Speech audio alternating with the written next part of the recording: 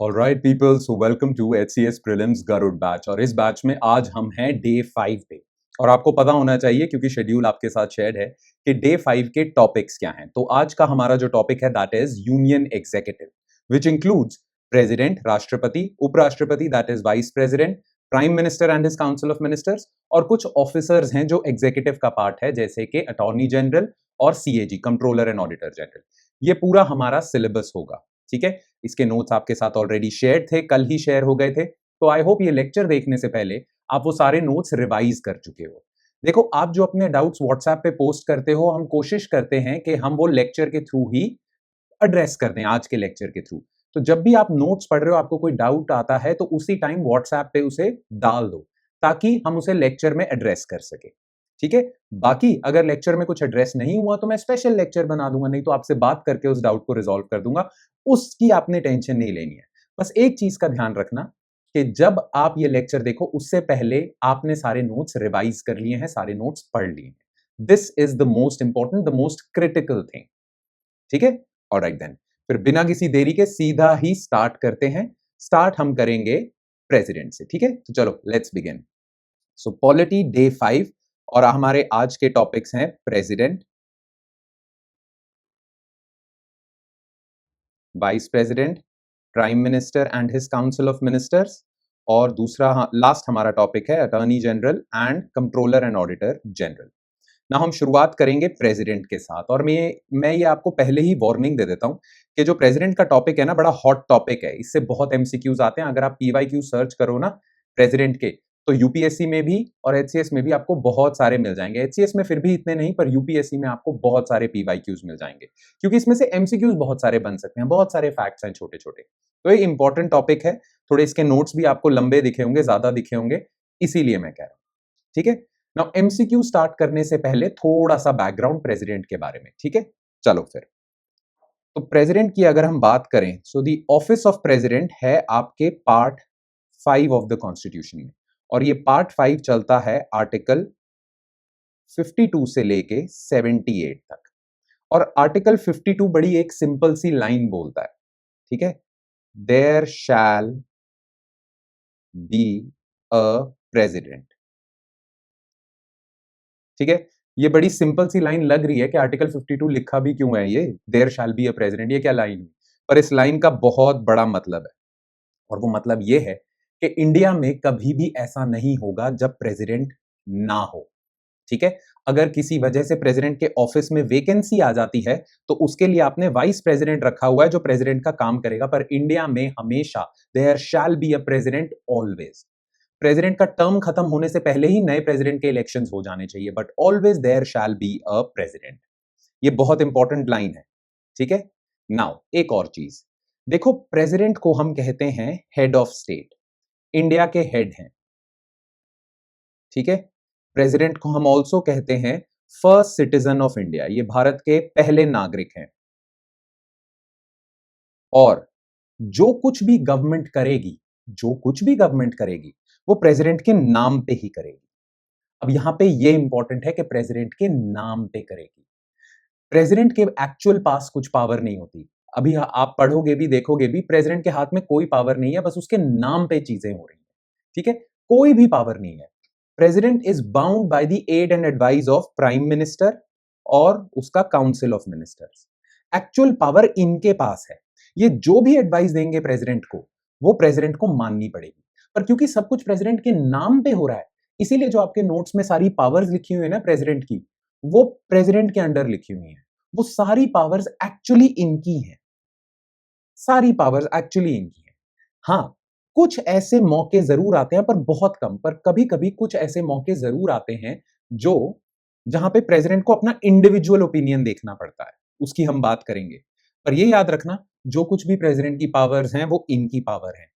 इसीलिए प्रेसिडेंट को हम कई बार कह देते हैं डिजोर हेड, नाम का हेड है।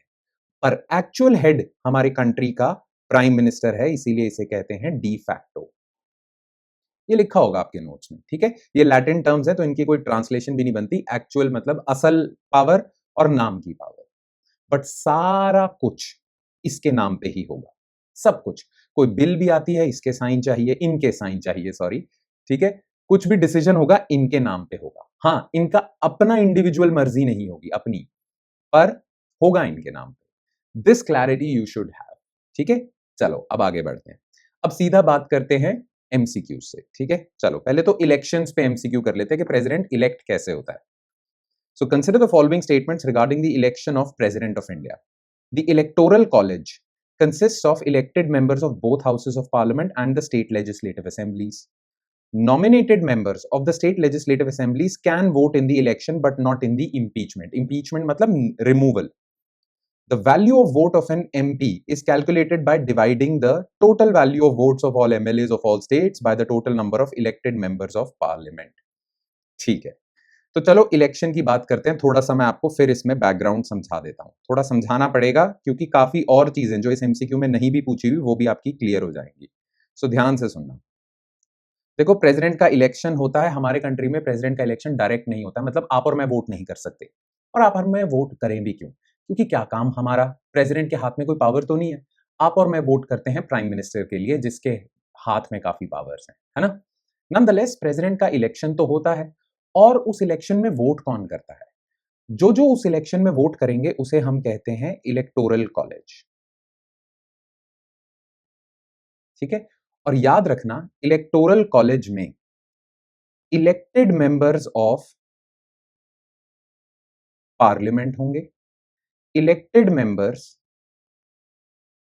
ऑफ स्टेट लेजिस्लेटिव असेंबलीज यानी कि विधानसभा, संसद के इलेक्टेड मेंबर्स और विधानसभा के इलेक्टेड मेंबर्स होंगे। नाउ पार्लियामेंट में नॉमिनेटेड मेंबर्स भी होते हैं। इनको इलेक्शन में पार्टिसिपेट नहीं करने दिया जाता, ये इलेक्टोरल कॉलेज का पार्ट नहीं होते। और कुछ स्टेट्स में विधान परिषद भी होती है, दैट इज लेजिस्लेटिव काउंसिल। उनके मेंबर्स भी इसमें पार्टिसिपेट नहीं करते, वो इलेक्टोरल कॉलेज का पार्ट नहीं है। ठीक है, अब एक और बात बहुत इंपॉर्टेंट है। देखो, जहां तक बात है कि वोट्स कैसे कैलकुलेट होते हैं, हर एक मेंबर को इलेक्टोरल कॉलेज के कुछ वोट्स दिए गए हैं। ठीक है, तो पहले हम बात करते हैं जितने भी एमएलए हैं, स्टेट वाले लोग हैं, इनके वोट कैसे डिसाइड होते हैं। ठीक है, तो एक एमएलए का वोट कितना होगा वो डिपेंड करता है वो किस स्टेट से है। तो उस स्टेट की पॉपुलेशन, ठीक है, 1971 के हिसाब से पॉपुलेशन, ये याद रखना, divided by total MLAs from that state. Her state में कुछ कुछ अलग अलग एमएलए होते हैं, है ना? यूपी के सबसे ज्यादा एमएलएज हैं, एमपी के भी हैं, सिक्किम के बहुत कम है। डिवाइडेड बाय टोटल एमएलएज, और फिर ये जो नंबर आएगा इसको भी आपने डिवाइड करना है 1000 से। ये होंगे आपके एक एमएलए के वोट। अब इसमें ध्यान रखना कि हर स्टेट के एमएलए के वोट अलग अलग होंगे, क्योंकि हर स्टेट की पॉपुलेशन अलग है, टोटल नंबर ऑफ एमएलए अलग है ना? पर ये अलग अलग होगा। तो ये होता है एमएलए का वोट। अब अब हम बात करते हैं कि एमपी का वोट कितना होगा, जो पार्लियामेंट के मेंबर्स हैं। अब देखो, हमारे कंट्री में एमपी का वोट कैसे डिसाइड होगा? जितने भी एमएलए के आपने वोट डिसाइड करे हैं ना, वो सारे ऐड कर दो। हर एक एमएलए का कुछ वोट है, सब कुछ ऐड कर दो। ठीक है, total votes of all MLAs, divide इसे कर दो आप टोटल एमपीज कितने हैं। ठीक है, जैसे हमारे लोकसभा में 543 मेंबर्स हैं, राज्यसभा में 233 मेंबर्स हैं, इलेक्टेड मेंबर्स की बात कर रहे हैं, तो ये कुछ आ जाता है 776। तो टोटल एमपीज कितने होंगे? 776। टोटल वोट से डिवाइड करो। आज के समय में एक एमपी का वोट कुछ आ रहा है 706। ठीक है, ये सबके पास वोट्स हैं। अब इसमें वो वोटिंग करते हैं और इलेक्शन होता है, कैंडिडेट्स आते हैं, ये सब अपना वोट देते हैं, और जिसके सबसे ज्यादा वोट्स वो जीत जाता है। पर वोट का जो प्रोसेस है वो ध्यान से सुन लेना। अभी थोड़ा मैं टाइम ले रहा हूं इसमें, पर क्लैरिटी हो जाएगी। वोट का प्रोसेस को हम कहते हैं प्रोपोर्शनल रिप्रेजेंटेशन। अब प्रोसेस के बीच में जाने की जरूरत नहीं है, बस इसका नाम याद रखना। और मैं आपको मोटे मोटे तौर पे बता देता हूं कि इस प्रोसेस में एक कैंडिडेट को कम से कम 50% वोट चाहिए टोटल के, तभी वो आएगा। इसे हम कहते हैं proportional representation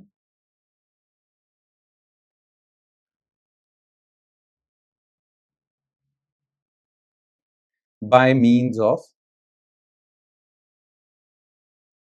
single transferable vote. ये दिया हुआ है आपके नोट्स में, एक बार देख लेना।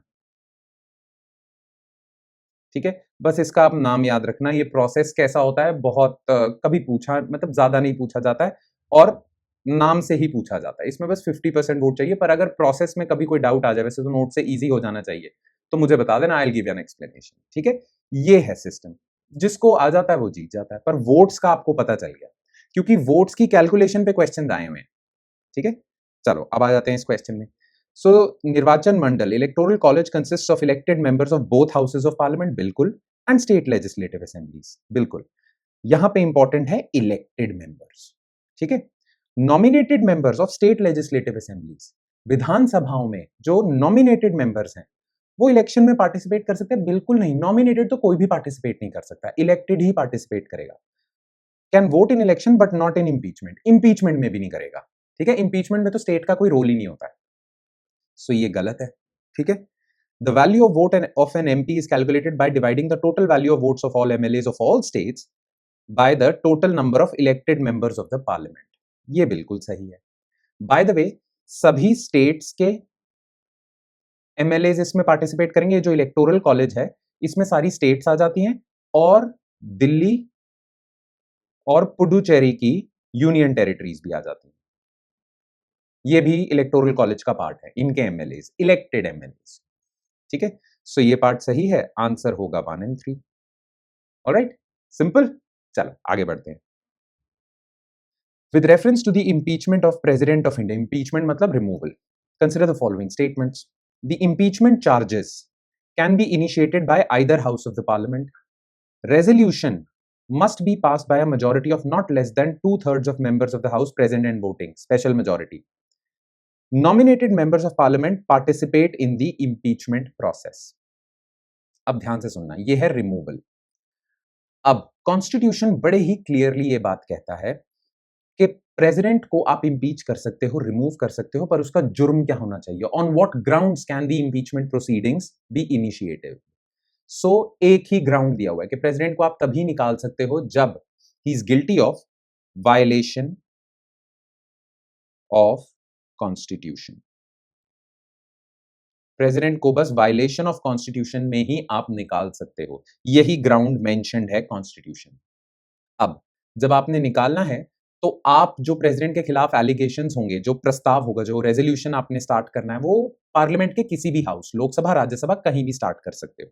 सो impeachment charges can be initiated in either house, बिल्कुल सही। अब यहां पे गलती है, सेकंड स्टेटमेंट गलत है।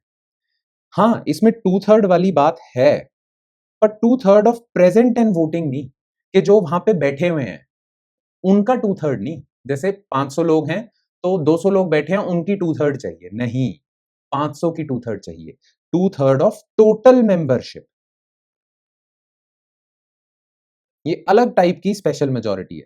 टोटल मेंबरशिप, जो टोटल मेंबरशिप है 543 बंदे हैं, उनका 2/3 चाहिए, चाहे उसमें से आज 300 आए ही नहीं, फिर भी 2/3 चाहिए। ये स्ट्रांग रखा ताकि प्रेसिडेंट रिमूव ना हो सके। ठीक है, या बड़ा डिफिकल्ट हो, कुछ ज्यादा ही कुछ खतरनाक कर दिया प्रेसिडेंट ने, तब रिमूव हो रहा है। सो ये स्टेटमेंट गलत है। Nominated members of parliament can participate in the impeachment process. अब ये याद रखना, पार्लियामेंट में नॉमिनेटेड मेंबर्स हैं, वो इलेक्शन में तो पार्टिसिपेट नहीं करेंगे, पर वो इंपीचमेंट में पार्टिसिपेट करेंगे। ठीक है, इंपीचमेंट में वो पार्टिसिपेट करेंगे, पर सिर्फ पार्लियामेंट के, स्टेट लेजिस्लेटिव असेंबलीज के नहीं। ठीक है, सो इसका आंसर भी आ जाता है 1 and 3। Alright, next. Which of the following officials holds office during the pleasure of the president? Pleasure of the president का मतलब प्रेसिडेंट कभी भी उन्हें निकाल सकता है, कभी भी। अब कॉन्स्टिट्यूशन के हिसाब से देखना, और याद रखना, प्रेसिडेंट के निकालने का मतलब है एड एंड एडवाइस, वही चीज है। खैर, जो कॉन्स्टिट्यूशन में लिखा है pleasure of the president, prime minister, attorney general of India, controller and auditor general of India, ministers of the union. अब याद रखना, हमारा कॉन्स्टिट्यूशन क्लियरली कहता है कि प्राइम मिनिस्टर, प्रधानमंत्री, और उनका मंत्री परिषद, council of ministers, they hold office during the pleasure of the president, यानी कि लीगली स्पीकिंग प्रेसिडेंट उन्हें कभी भी निकाल सकता है। पर ऐसा होता नहीं है, प्रेसिडेंट उन्हें तभी निकालता है जब इनकी लोकसभा में मेजॉरिटी चली जाती है, तभी प्रेसिडेंट निकालता है। पर लीगली स्पीकिंग प्लेजर ही है। ठीक है, तो 1 और 4 तो हो गए। जो भारतीय सरकार का वकील होगा, ठीक है, अटॉर्नी जनरल ऑफ इंडिया, जो महान्यायवादी, ये भी प्लेजर ऑफ द प्रेसिडेंट है। प्रेसिडेंट कभी भी इसे अपॉइंट करेगा, कभी भी डिसमिस करेगा, पर याद रखना प्रेसिडेंट का सिर्फ नाम है, एक्चुअल प्राइम मिनिस्टर और काउंसिल ऑफ मिनिस्टर्स है, तो ये भी ठीक है। पर कंट्रोलर एंड ऑडिटर जनरल के साथ ऐसा नहीं है, ये बड़ा इंपॉर्टेंट ऑफिस है, तो इसे प्लेजर पे नहीं छोड़ सकते। रूलिंग गवर्नमेंट के खिलाफ हो गया अगर सीएजी, तो आप कभी भी उसे निकाल दो, ऐसा नहीं कर सकते, क्योंकि सीएजी का काम थोड़ा बहुत गवर्नमेंट पे चेक रखना है, तो जिस पे आप चेक रखोगे उसी के प्लेजर पे आप अपॉइंटेड हो, ऐसा तो नहीं हो सकता। तो इसके लिए तो कॉन्स्टिट्यूशनल प्रोटेक्शंस हैं, ठीक है, दिया हुआ इसका रिमूवल प्रोसेस, सो वो दी है, तो ये गलत हो जाएगा, ठीक है। So answer would be 1, 2 and 4। I hope clear है, ठीक है। Next, consider the following statements regarding the veto powers of the president. President has no veto power in respect of constitutional amendment bill. The president exercises a qualified veto which can be overridden by a legislature with higher majority. In the case of money bill, the president can either give assent or reject it but cannot return it for reconsideration. ठीक है। अब देखो veto का मतलब क्या है, veto का मतलब है प्रेसिडेंट मना कर सकता है। हमारे कंट्री में जितने भी बिल्स होते हैं, विधेयक होते हैं, वो एक्ट, अधिनियम तभी बनते हैं जब उस पे प्रेसिडेंट का साइन हो जाए, प्रेसिडेंट का असेंट मिल जाए, स्वीकृति मिल जाए प्रेसिडेंट की। पर जब भी ये विधेयक, these bills, when these bills are passed by the parliament, जब इन्हें पास किया जाता है, जब ये प्रेसिडेंट के पास जाते हैं, तो प्रेसिडेंट के पास 3 ऑप्शंस हैं और वो तीनों ऑप्शंस वीटो की हैं, मना करने की, ठीक है। अब मैं आपको बता देता हूं सारी टाइप की वीटोस, क्लियर। एक तो है एब्सोल्यूट वीटो, मना ही कर दिया प्रेसिडेंट ने, मैं नहीं साइन करता। पर याद रखना ये प्रेसिडेंट, अगेन मैंने आपको बताया था ना, सिर्फ इनके कहने पे ही मना कर सकता है कि मैं नहीं करता, ठीक है। वो तब होगा जब प्राइम मिनिस्टर का कहेगा भाई रहने दे, ठीक है, ना करो। और ये होता नहीं है, क्योंकि प्राइम मिनिस्टर जिस पार्टी के होते हैं उनकी मेजोरिटी होती है लोकसभा में, उन्होंने ही पास किया होता है बिल। पर कई बार हमारे कंट्री में ना प्राइवेट मेंबर बिल भी होते हैं, जो ऑपोजिशन पार्टी के मेंबर्स बिल लेके आते हैं, वो अगर गलती से पास हो जाए, वैसे तो वो भी ना हो, पर वो हो जाए कि चलो उस टाइम पे रूलिंग गवर्नमेंट ने सोचा कर देते हैं, पर रूलिंग गवर्नमेंट ने बाद में मन चेंज कर दिया, बोल दिया प्रेसिडेंट को मना कर दे, प्रेसिडेंट मना कर देगा, कुछ नहीं हो सकता, वो कैंसिल हो जाएगा bill. Absolute veto. Suspensive veto क्या है कि प्रेसिडेंट के पास पहुंचा तो सही, पर प्रेसिडेंट ने कहा एक बार दोबारा देख लो, इसे दोबारा रिकंसिडर कर दो, है ना, तो वो बिल वापस चला जाएगा पार्लियामेंट के पास और फिर से उस पर दोबारा वोटिंग होगी। पर अगर दोबारा पास कर दिया पार्लियामेंट ने, तो प्रेसिडेंट को साइन देने पड़ेंगे अपने, वो वीटो नहीं कर सकता। तो प्रेसिडेंट ने टेम्परेरीली इसे सस्पेंड कर दिया, वापस भेज दिया, इसे सस्पेंसिव वीटो कहते हैं। देन एक होता है पॉकेट वीटो। पॉकेट वीटो पता है क्या है? बड़ा सिंपल है, हमारे कॉन्स्टिट्यूशन में कोई टाइमलाइन नहीं लिखी हुई कि कितने टाइम में प्रेसिडेंट ने अपने साइन देने हैं, जब तक साइन नहीं होंगे तब तक कुछ नहीं होगा, टाइमलाइन दी नहीं हुई। तो कई बार अगर प्रेसिडेंट का मन नहीं है कुछ करने का, तो वो कहता है हाँ हाँ कर रहा हूं, साइन कर रहा हूं, कर रहा हूं, बार बार आप पूछोगे हाँ कर रहा हूं, कर रहा हूं, कर रहा हूं, पर अपनी जेब में ही रखता है बिल को, कि कुछ नहीं करता उस पर, ठीक है। तारीख पे तारीख आती रहती है और वो कुछ नहीं करता। This is pocket veto.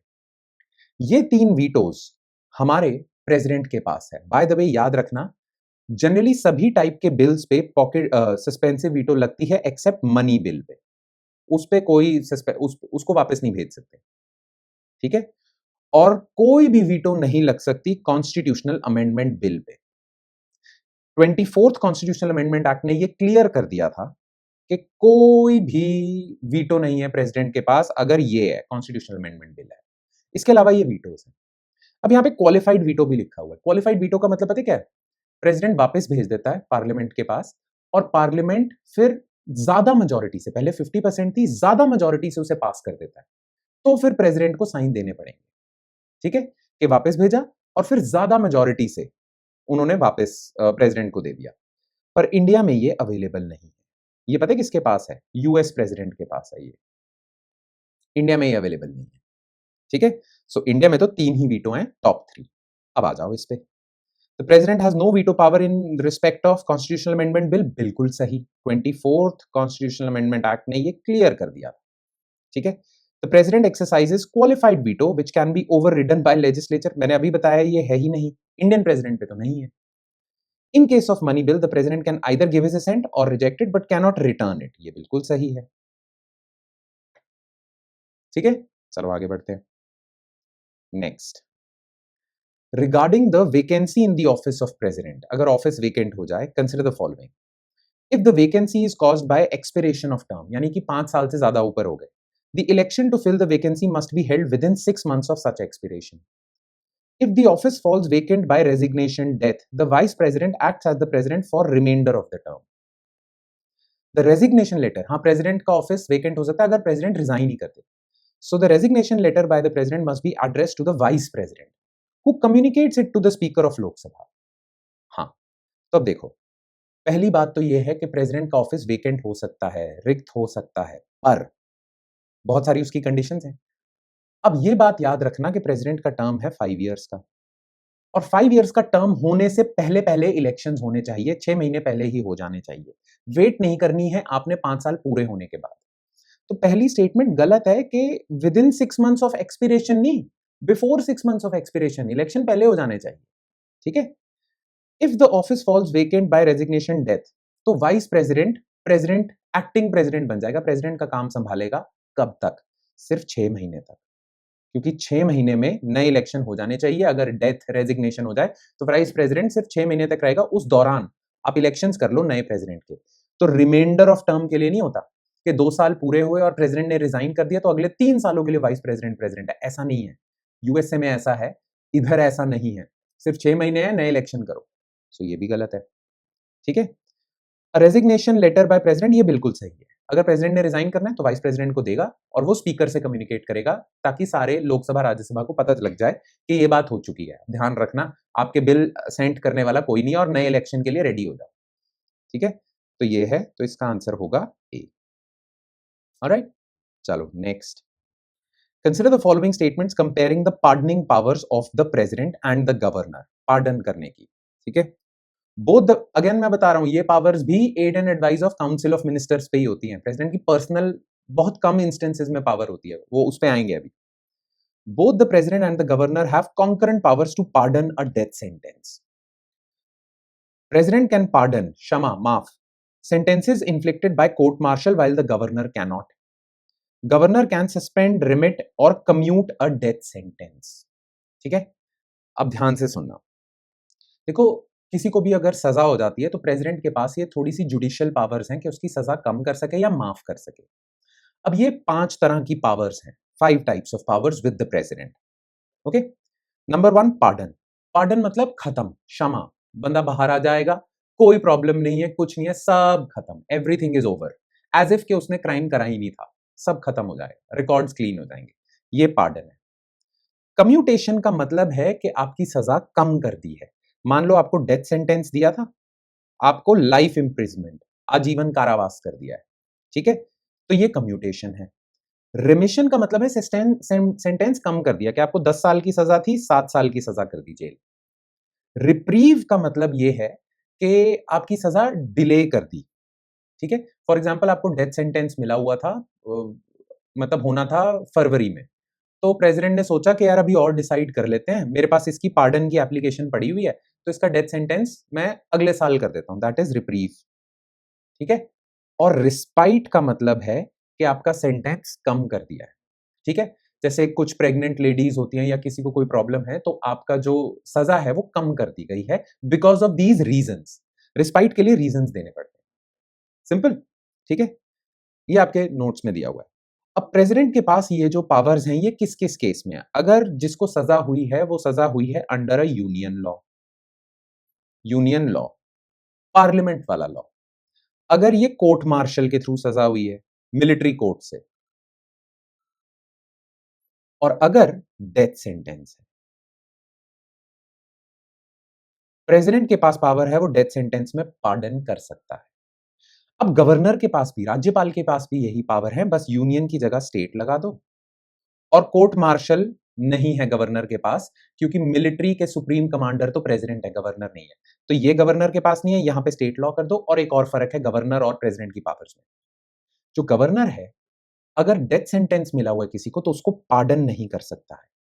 Governor death sentence pardon नहीं कर सकता है, प्रेसिडेंट कर सकता है. हाँ, गवर्नर कम्यूट, रिमिशन, रिप्रीव ये सब कर सकता है डेथ सेंटेंस के साथ भी, बस पार्डन नहीं कर सकता, कंप्लीट नहीं, खत्म नहीं कर सकता. हाँ, कम्यूट कर देगा, लाइफ इंप्रिजनमेंट कर सकता है डेथ सेंटेंस को गवर्नर. ये बात याद रखना. Governor can not pardon a death sentence, president can, but governor can commute a death sentence. ठीक है. अब आ जाओ. Both president and governor have concurrent powers of pardoning a death sentence. बिल्कुल गलत. President can pardon sentences inflicted by court martial while governor can not, बिल्कुल सही। The governor can suspend, remit, commute death sentence, बिल्कुल सही। ठीक है, so 2 and 3, alright. चलो question number 7, which of the following statements is not correct regarding the office of vice president? The vice president is the ex officio chairman of Rajya Sabha. Electoral college for vice president includes members of state legislative assemblies. The vice president can be removed by a resolution of Rajya Sabha passed by an effective majority, याद है effective majority, and agreed to by Lok Sabha, और फिर simple majority से लोक सभा पास कर दे। When acting as president, vice president does not perform the duties of chairman of Rajya Sabha. Okay? ध्यान से सुनना। देखो हमारे कॉन्स्टिट्यूशन में वाइस प्रेसिडेंट का ऑफिस इसीलिए बनाया है कि देखो जब प्रेसिडेंट ना हो तब आप प्रेसिडेंट का काम करो, पर जब प्रेसिडेंट है तो क्या करना है वाइस प्रेसिडेंट के साथ? ऐसे ही थोड़ी आप तनख्वाह दिए जाओगे वेस्ट, राइट? सो आप कुछ काम तो लगाओगे। सो वाइस प्रेसिडेंट को आपने बनाया हुआ है चेयरमैन ऑफ राज्यसभा, जैसे स्पीकर होता है लोकसभा का वैसे ही चेयरमैन होता है राज्यसभा का। ठीक है, तो पहली स्टेटमेंट करेक्ट है। अब वाइस प्रेसिडेंट के इलेक्शन में इलेक्टोरल कॉलेज होता है और उसमें स्टेट्स नहीं होती, सिर्फ पार्लियामेंट होता है, तो सेकंड स्टेटमेंट गलत है। हाँ, वाइस प्रेसिडेंट को आपने रिमूव करना है तो राज्यसभा से ही स्टार्टिंग होगी और राज्यसभा में चाहिए इफेक्टिव मेजॉरिटी। याद है इफेक्टिव मेजॉरिटी, है ना? क्या था इफेक्टिव मेजॉरिटी? कि वैकेंसी हटा दो, जितने अब मेंबरशिप रहेगी total membership after removing vacancy उसका 50%। और राज्यसभा ने जब ये पास कर दिया उसके बाद लोकसभा को तो बस सिंपल अग्री करना है। ठीक है, जब प्रेसिडेंट की जगह पे काम कर रहा होता है वाइस प्रेसिडेंट, तो वो चेयरमैन नहीं रहता, तब उसका कार्यकाल, तब उसकी duties, responsibilities, role is handled by deputy chairman, जो राज्यसभा का ही एक मेंबर होता है, इलेक्टेड होता है। ठीक है, सो ये भी सही है। नॉट करेक्ट पूछा हुआ था तो इसका आंसर होगा 2 only. Okay, A. Next, with reference to legislative powers of the president, consider the following. He can dissolve the Lok Sabha before the expiry of his term. He nominates 12 members to Lok Sabha from fields like literature, science. His prior recommendation is required for a bill regarding the alteration of boundaries of state. Simple question है। एक तो आपको पहले ही पता होना चाहिए क्योंकि ये टॉपिक हम कर चुके हैं कि जब भी आर्टिकल 2 या आर्टिकल 3 वाली कोई भी बिल आएगी तो उसमें प्रायर रिकमेंडेशन ऑफ प्रेसिडेंट चाहिए, तो ये तो सही है। He can dissolve the Lok Sabha before the expiry of the term, बिल्कुल सही है। कभी भी डिसॉल्व की जा सकती है, प्रेसिडेंट के मन पे है, पर जनरली प्रेसिडेंट के मन पे नहीं होता। अगेन मैं बता रहा हूँ, aid and advice of prime minister and his council of minister. Prime minister कहेगा ना कि इलेक्शंस करवाते हैं, भंग करो लोकसभा, तो प्रेसिडेंट करेगा चाहे टर्म जो मर्जी हो। ठीक है, सो this is also correct. Now president does nominate 12 members from the field of art, literature, science, but that is in Rajya Sabha, Lok Sabha में तो ये है ही नहीं है, सो ये गलत है। अब करेक्ट कौन सा है? 1 and 3, आंसर होगा इसका बी। ठीक है, consider the following statements regarding the ordinance making power of the president. अब बाकी ऑर्डिनेंस हम करेंगे डिटेल में जब हम करेंगे पार्लियामेंट वगैरह, पर मैं वैसे बता देता हूं, ऑर्डिनेंस वो पावर है प्रेसिडेंट की कि देखो लॉ बनाने की पावर पार्लियामेंट के पास है, पर अगर पार्लियामेंट ही सेशन में नहीं है और लॉ आपको चाहिए, इमरजेंसी में चाहिए, तो प्रेसिडेंट एक लॉ की तरह पास कर देगा, उसे हम ऑर्डिनेंस कहेंगे। ठीक है, अब करते हैं बात। So president can promulgate ordinances only when both houses of parliament are not in session. The president can withdraw an ordinance any time. खत्म कर सकता है कि अब पार्लियामेंट बैठ गया, वो लॉ बना दे, मैं हटा देता हूं। Ordinances are used to deal with unforeseen and urgent matters when parliament is not in session. तो ये तो मैं आपको बता ही चुका हूं, थर्ड, ये तो सही है। ठीक है, दूसरा, president can withdraw an ordinance any time, बिल्कुल सही है। ठीक है, the president can promulgate ordinances only when both houses of parliament are not in session. नहीं, इवन वन ऑल्सो, अगर एक सेशन में है पर दूसरा हाउस सेशन में नहीं है तो भी लॉ तो बन नहीं सकता, तो प्रेसिडेंट ऑर्डिनेंस पास कर सकता है। ठीक है, बाय द वे, जैसे ही पार्लियामेंट सेशन में आएगा तो 6 वीक्स के अंडर पार्लियामेंट को उस ऑर्डिनेंस को पास करना पड़ेगा एज लॉ। अगर नहीं तो 6 हफ्ते बाद ये ऑर्डिनेंस ऑटोमेटिकली एक्सपायर हो जाएगी।